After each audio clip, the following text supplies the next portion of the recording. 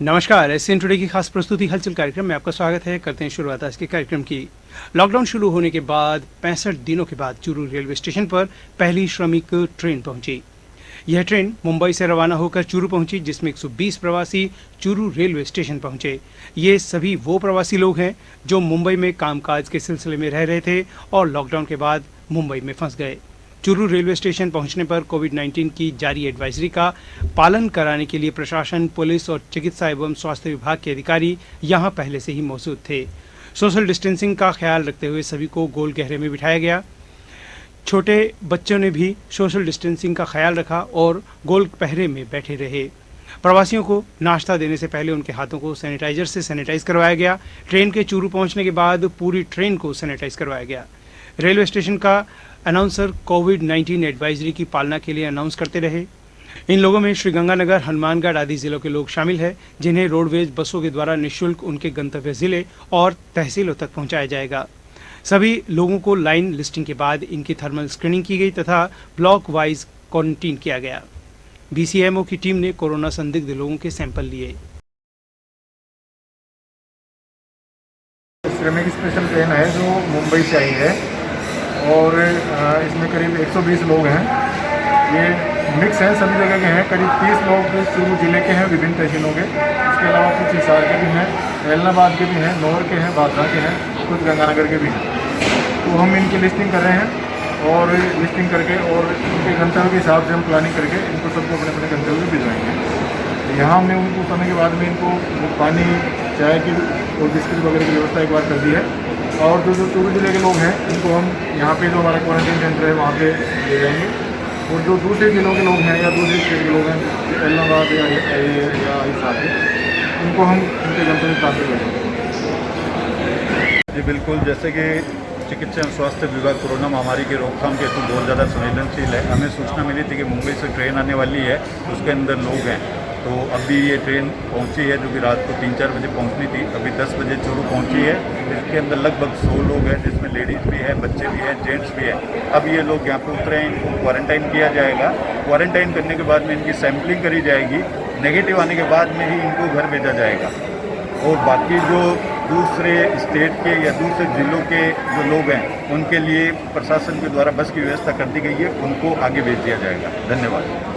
चूरू के निकटवर्ती ऊटवालिया गांव की एक युवती के 3 दिन पहले उत्तराखंड राज्य के ऋषिकेश में कोरोना संक्रमित मिलने पर गांव के सभी घरों का गुरुवार तक सर्वे पूरा कर लिया गया है।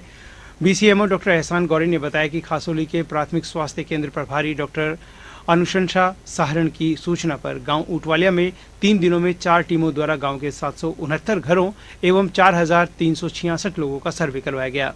इसके अलावा युवती के कोरोना संक्रमण की सूचना मिलते ही निकट संपर्क के 20 सदस्यों को पहले ही होम आइसोलेट कर दिया गया था। आपको बता दें कि गांव ऊटवालिया की युवती ऋषिकेश में कोरोना पॉजिटिव पाई गई थी। चूरू में कोरोना संक्रमण के बढ़ते प्रभाव को देखते हुए अब शहर को एक बार फिर से सोडियम हाइपोक्लोराइड से सैनिटाइज किया जाएगा। 3 ट्रैक्टरों की सहायता से शहर के 60 वार्डों को सैनिटाइज करने का कार्य गुरुवार से शुरू हो गया है। नगर परिषद सभापति पायल सैनी और आयुक्त ने आज सैनिटाइज अभियान के दूसरे चरण को शुरू करते हुए वाहनों को हरी झंडी दिखाकर नगर परिषद से शहर के वार्डों में रवाना किया। सभापति पायल सैनी ने बताया कि 3 ट्रैक्टरों में हाइपोक्लोराइड की टंकियां रखकर उन्हें शहर के वार्डों के लिए रवाना किया गया। तीनों वाहन शहर के 20-20 वार्ड कवर करने के साथ ही मुख्य बाजारों को भी कवर करेंगे। उन्होंने बताया कि इससे पूर्व भी शहर के प्रत्येक वार्ड की प्रत्येक गली में हाइपोक्लोराइड का छिड़काव करवाया जा चुका है। साथ ही प्रत्येक 2 वार्डों पर एक हाइपोक्लोराइड छिड़काव के हैंडसेट की मशीन में दवा के पार्षदों के पास उपलब्ध करवाई गई है। जी, जब से कोरोना वायरस जब हमारे चूरू में एंटर किया था, लॉकडाउन जब शुरू हुआ था, उसी समय से हम लोग सोडियम हाइपोक्लोराइड का छिड़काव निरंतर करवा रहे हैं। और इसी श्रृंखला के अंदर आज हमने यहाँ नगर परिषद की तरफ से 3 ट्रैक्टर यहाँ से रवाना किए हैं, जो हर गली और मोहल्ले में जाके सोडियम हाइपोक्लोराइड का छिड़काव करेंगे और हर गली को सैनिटाइज करेंगे। पहले हमने सभी पार्षदों को एक सैनिटाइजेशन मशीन भेंट की थी ताकि वो अपने गली मोहल्लों को अच्छे से सैनिटाइज कर सके। चूँकि अब इन 3 ट्रैक्टरों को रवाना किया जा रहा है और जिस तरीके से गर्मी जो है वो भीषण गर्मी भी चूरू के अंदर 50 डिग्री सेल्सियस पार कर रही है। एक ट्रैक्टर के ऊपर 500 लीटर की टंकी लगी हुई है, जिसको बार बार रिफिल किया जा सकता है। और इनके साथ ही इनको सोडियम हाइपोक्लोराइड का जो डिब्बा है वो दिया जा रहा है, तो ये जगह जगह जाकर इसको रिफिल करके पुनः स्टार्ट कर सकते हैं। नौतपा के चौथे दिन चूरू में तेज हवाओं के असर से तापमान में जरूर गिरावट आई है, लेकिन भीषण गर्मी का दौर आज भी जारी है। लगातार 2 दिन 50 डिग्री तापमान के साथ देश में सबसे गर्म रहने वाले राजस्थान के चूरू में 24 घंटे में 3 डिग्री तक पारा नीचे गिरा है। मौसम विभाग ने आज यहां 46.6 डिग्री अधिकतम तापमान दर्ज किया है। बुधवार को यहां अधिकतम तापमान 49.6 डिग्री दर्ज किया गया था। हालांकि दिन में तापमान में मामूली गिरावट जरूर आई है, लेकिन रात का तापमान यहां 2.6 डिग्री बढ़ गया है, जिससे अब यहां रातें भी तपने लगी है। मौसम विभाग ने इस सीजन का सबसे ज्यादा तापमान आज 32.7 डिग्री दर्ज किया गया। गुरुवार को भी दिन भर गर्म हवाएं चलती रही और आसमान से आग बरसती रही, लेकिन आसमान में डस्ट होने के कारण पारा 47 डिग्री के करीब तक ही पहुंच पाया। घरों से बाहर निकले लोगों को गर्मी दूर करने के लिए बार बार पानी और ठंडे पेय पदार्थों का सेवन करना पड़ा। नगर परिषद की दमकलें आज तीसरे दिन भी शहर की सड़कों पर पानी का छिड़काव करती नजर आई। नगर परिषद सभापति ने बताया कि शहर के मुख्य मार्गों पर छिड़काव कराने के लिए 2 दमकलें लगी हुई है, जो सड़कों पर छिड़काव कर रही है। मौसम विभाग के प्रभारी रविंद्र सिहाग ने बताया कि दिन के तापमान में गिरावट दर्ज हुई है, लेकिन गर्मी के कारण रातें असहज हो गई है। यहाँ दिन का पारा 3 डिग्री गिरा है, जबकि रात के पारे में 2 डिग्री की बढ़ोतरी दर्ज की गई है। जी सर।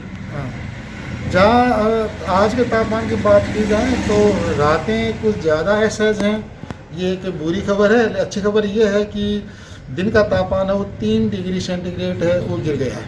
हमारा 49.6 था वो कल, और आज ये गिर के 46.6 हो गया है। रात का तापमान है वो कल 30.1 था न्यूनतम, और आज 32.7 हाईएस्ट मिनिमम रिकॉर्ड हुआ है चूरू का इस सीजन का। जी चूरू जिले की सीमा पर पिछले 2 महीने से ज्यादा समय से चल रही चेक पोस्ट को सदर पुलिस ने हटा लिया है। अब सिर्फ झुंझुनू के बिसाऊ कस्बे का नाका ही मौके पर तैनात है। इस बारे में चूरू सदर थाने के एसएचओ रामनारायण चोयल का कहना है कि उच्च स्तरीय आदेशों के बाद झुंझुनू जिले की सीमा पर लगा चेक पोस्ट हटाने का निर्णय लिया गया है। चूरू पुलिस के नाके से पूरा जाप्ता एवं तंबू आदि को हटाने के बाद चूरू जिले में सभी प्रकार के वाहन अब बेरोक टोक प्रवेश कर रहे हैं। आपको बता दें कि कोरोना वायरस को देखते हुए लॉकडाउन के पहले चरण से यह नाका 24 घंटे चल रहा था। रतनगढ़ थाने में पदस्थापित एक महिला कांस्टेबल को कुछ लोगों ने उठाने का प्रयास किया। महिला कांस्टेबल द्वारा शोर मचाने पर पड़ोसी मौके पर पहुंचे और बीच बचाव किया और महिला कांस्टेबल को छुड़वाया, तो आरोपी मौके से फरार हो गए। पुलिस ने बताया कि ड्यूटी के बाद महिला कांस्टेबल घर चली गई। देर रात आरोपी राधेश्याम और 4 अन्य लोग उसके घर आए और उसके पति के बारे में पूछा। उन्होंने कहा कि पति गांव गए हुए हैं। पति से बात करवाने की बात पर आरोपियों ने उसका मोबाइल छीनकर जमीन पर पटक दिया। इस दरमियान राधेश्याम ने महिला कांस्टेबल को उठाने की बात कही। कांस्टेबल द्वारा शोर मचाने पर पड़ोस में रहने वाले कुछ लोग मौके पर पहुंचे और बीच बचाव किया। मौके का फायदा उठाकर आरोपी वहां से फरार हो गए। पुलिस ने मुकदमा दर्ज कर जांच शुरू कर दी है। रात को महिला कांस्टेबल ने एक लिखित परिवाद 4:42 पे थाने में पेश किया। बताया कि 11:20 PM पर उसके घर के दरवाजा खटखटाया किसी ने। वो बाहर निकल के आई तो राधेश्याम बबेरवाल और उसके साथ 4 अन्य आदमी वो अंदर घुसाए और उसको पकड़कर बाहर खींचने लगे। उसका मोबाइल पकड़ करके और नीचे पटक दिया, जिससे वो उसको मोबाइल की स्क्रीन टूट गई। ये मामला, इस पर हमने मुकदमा दर्ज कर लिया। तफ्तीश में लॉकडाउन के दौरान मध्य प्रदेश से पैदल चलकर पंजाब जा रहे 4 जने बुधवार रात्रि को रतनगढ़ में सराफा व्यवसायी के घर में लूट का प्रयास करते धरे गए। मोहल्ले वासियों की सतर्कता और हिम्मत के कारण आरोपी लूट करने में सक्षम नहीं हो पाए। मोहल्ले के लोगों ने 2 लोगों को दबोच लिया तथा इनकी पिटाई कर डाली। 2 लोग अंधेरे का फायदा उठाकर फरार हो गए। प्राप्त जानकारी के अनुसार वार्ड नंबर 33 ऋणी कुएं के पास स्थित सांवरमल सोनी परिवार सहित घर में थे। 4 अज्ञात लोग उनके घर में प्रवेश करने का प्रयास कर रहे थे तो वार्ड के एक युवक ने उन्हें देख लिया। उन्हें टोकने पर चारों ने भागने का प्रयास किया, लेकिन वार्ड के लोगों ने उन्हें घेर लिया। चारों में से मौका पाकर 2 लोग मौके से फरार हो गए, लेकिन 2 लोगों को वार्ड वासियों ने पकड़ लिया, जिनकी लोगों ने पिटाई कर पुलिस के हवाले कर दिया। पकड़े गए लुटेरों के पास से धारदार हथियार और खिलौने नुमा बंदूक मिली। पुलिस के अनुसार यह लोग पंजाब के रहने वाले हैं और मध्य प्रदेश में मजदूरी के लिए गए हुए थे। लॉकडाउन होने की वजह से यह लोग मध्य प्रदेश की ओर पैदल रवाना हो गए। बुधवार की रात सराफा व्यवसायी के घर पर लूट की वारदात को अंजाम देने से पहले ही लोगों के हत्थे चढ़ गए। घटना के बाद मौके पर लोगों की भीड़ लग गई।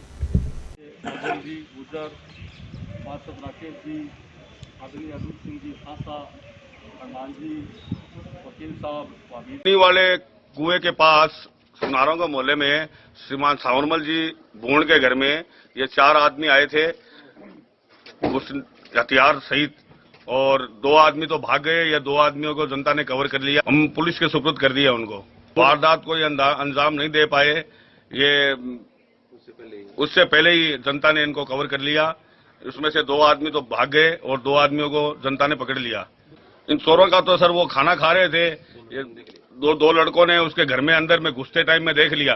देखते ही उनको तुरंत भागे, तो वो पीछे भागे तो 4 आदमी थे, वो 2 तो भाग गए, 2 इनको। रक्तदान से संग्रहित रक्त कोष का उपयोग पीड़ित मानवता की सेवा के लिए किया जाएगा। वैसा भी रक्त कोई दूसरा विकल्प इसका नहीं है। रतनगढ़ के राजकीय चिकित्सालय में विनायक दामोदर वीर सावरकर जयंती पर भारतीय जनता युवा मोर्चा रतनगढ़ द्वारा आयोजित स्वैच्छिक रक्तदान शिविर में उपरोक्त विचार व्यक्त करते हुए स्थानीय विधायक अविनेश महर्षि ने कहा कि नर सेवा नारायण सेवा में रक्तदान एक महान पुण्य कार्य है।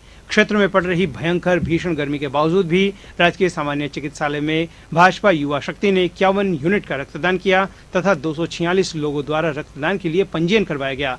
शिविर में क्षेत्र के सभी मंडलों के भाजपा कार्यकर्ता और सर्व समाज द्वारा बढ़ चढ़कर भाग लिया गया। इस अवसर पर आयोजित विचार गोष्ठी को विधानसभा संयोजक अर्जुन सिंह फ्रांसा, भाजपा नगर अध्यक्ष अरविंद इंदौरिया, बजरंग गुर्जर, गोपाल कृष्ण शर्मा ने भी संबोधित किया। नगर संयोजक नरेंद्र जांगीर ने सभी रक्तदाताओं का आभार व्यक्त किया।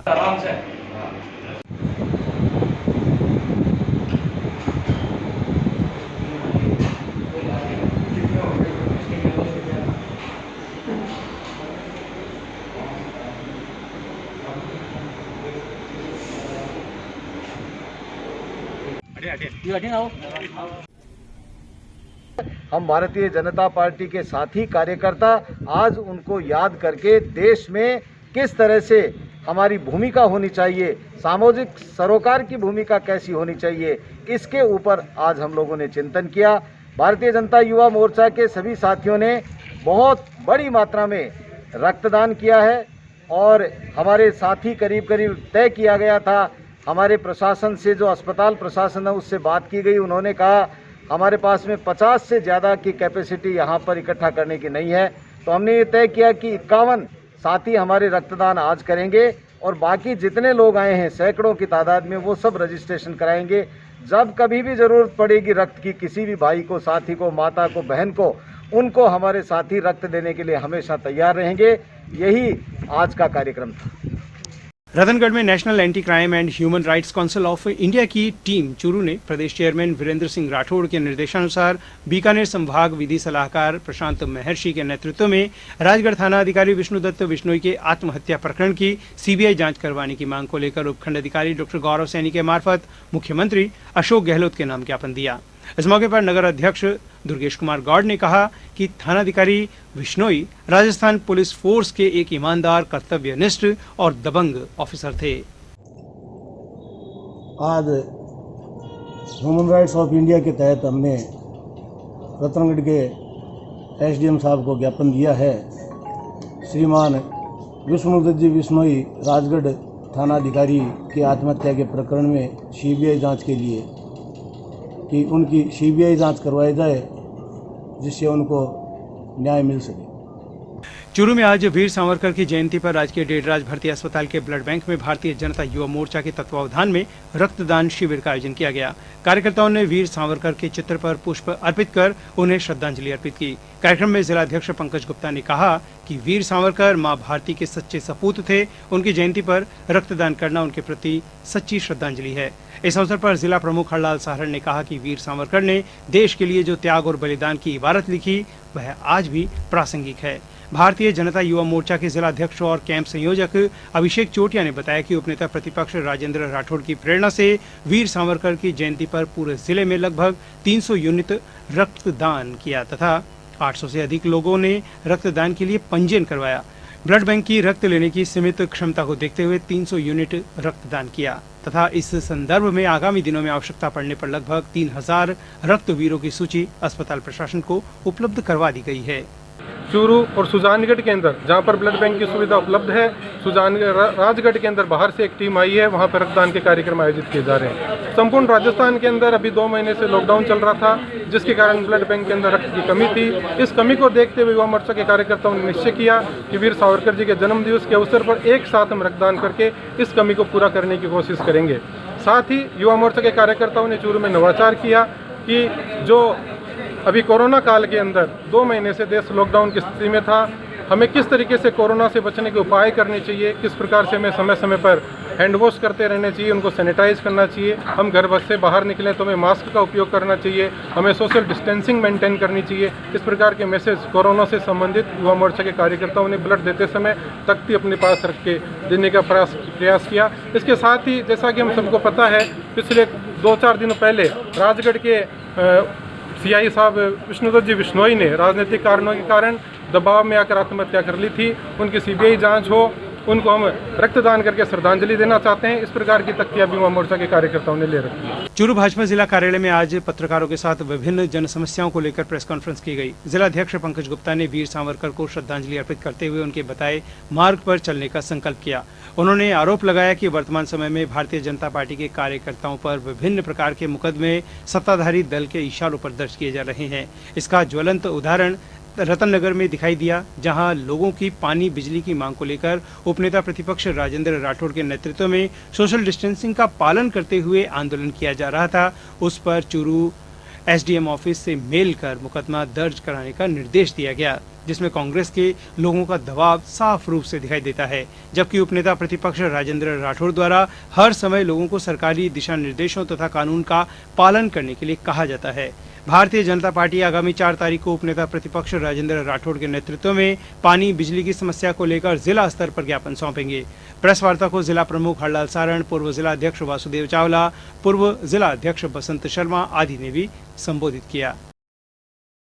राजल देसर में फोटोग्राफर्स एसोसिएशन की ओर से सीताराम मारू, उमाशंकर सैनी, दिनेश, अजय भार्गव, इंद्राज मारू, शिवलाल, हेमराज मेघवाल, मदन लाल, अभय, राजेश आदि सदस्यों ने नायब तहसीलदार सुभाष कुलहरी को मुख्यमंत्री अशोक गहलोत के नाम एक ज्ञापन सौंपकर मांग की है कि लॉकडाउन के दौरान शादी समारोह में 50 लोगों को दी जाने वाली अनुमति में फोटोग्राफर्स को अनुमति दी जाए, ताकि वे प्रधानमंत्री की मंशा के अनुरूप आत्मनिर्भर बन सके। ज्ञापन में लिखा है कि लॉकडाउन के चलते फोटोग्राफर्स को 2 माह से भारी परेशानियों का सामना करना पड़ रहा है। फोटोग्राफर्स की कमाई का जरिया शादी समारोह ही है। उन्होंने मुख्यमंत्री से शादी समारोह में परिवार के सदस्यों के अलावा फोटोग्राफर्स को अनुमति देने तथा फोटोग्राफर्स के लिए आर्थिक पैकेज की घोषणा करने की मांग की है।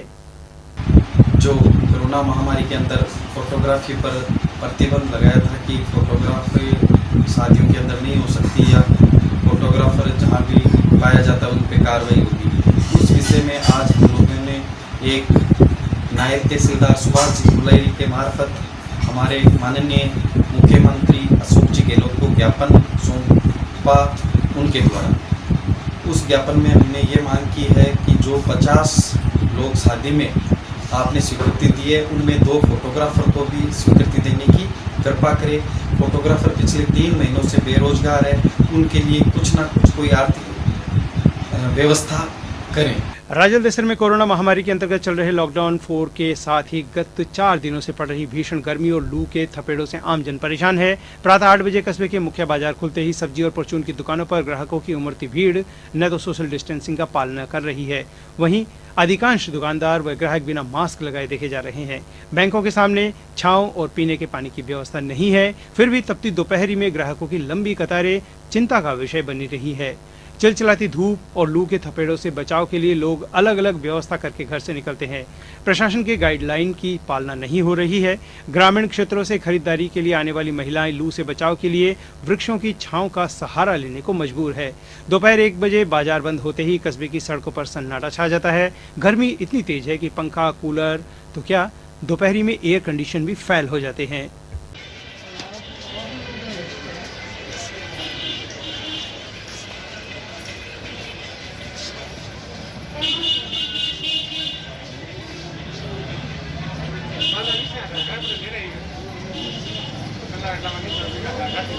राजल देसर में मालासी बास स्थित श्री वीर भुंगली बालाजी मंदिर परिसर में कामधेनु सेना की ओर से श्रद्धांजलि सभा आयोजित की गई। सभा में राजगढ़ में कार्यरत रहे सीआई विष्णुदत्त बिश्नोई को सेवा नगर अध्यक्ष पवन जाट, पालिका अध्यक्ष गोपाल मारू, प्रदीप पांडे, पवन झेड़ू, भवानी पांडे, धनपत शर्मा, महेंद्र जाट, विकास सेन, कन्हैयालाल सेन आदि कार्यकर्ताओं ने सीआई की प्रतिमा पर पुष्प अर्पित कर 2 मिनट का मौन रखकर श्रद्धांजलि अर्पित की गई।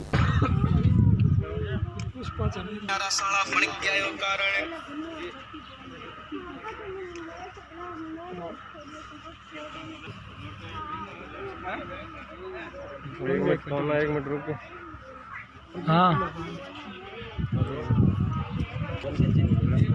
पुलिस अधीक्षक चूरू द्वारा चलाए जा रहे अवैध डोडा पोस्त तस्कर अपराधों की धरपकड़ अभियान के तहत भानीपुरा पुलिस ने नाकेबंदी कर ट्रक से अवैध डोडा पोस्त से भरे चूरे जब्त कर ले और 3 लोगों को गिरफ्तार किया है।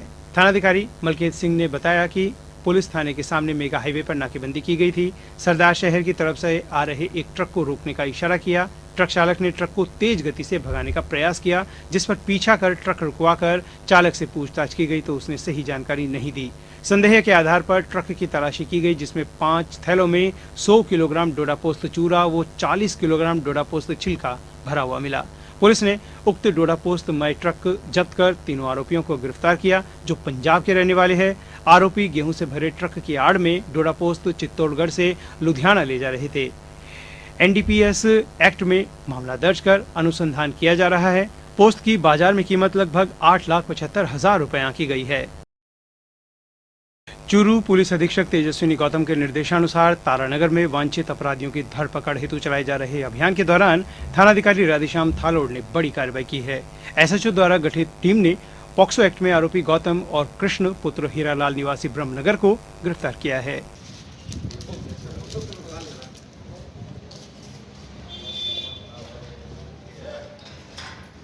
कोरोना महामारी जैसी विकट परिस्थिति में अपना सामाजिक उत्तरदायित्व समझते हुए कोरोना वायरस से बचाव एवं रोकथाम हेतु पूरे चूरू शहर के अंदर निःशुल्क मास्क सील कर वितरित करने वाले अमन ट्रस्ट चूरू के कार्यकर्ता शमा बानो, शहनाज अंसारी, फिरदौस अंसारी को समाजसेवी पंकज सुराणा एवं आनंद बाठिया की ओर से सम्मानित किया गया। इस अवसर पर अमन ट्रस्ट के अध्यक्ष उस्मान अंसारी, सामाजिक कार्यकर्ता सद्दाम हुसैन आदि उपस्थित थे।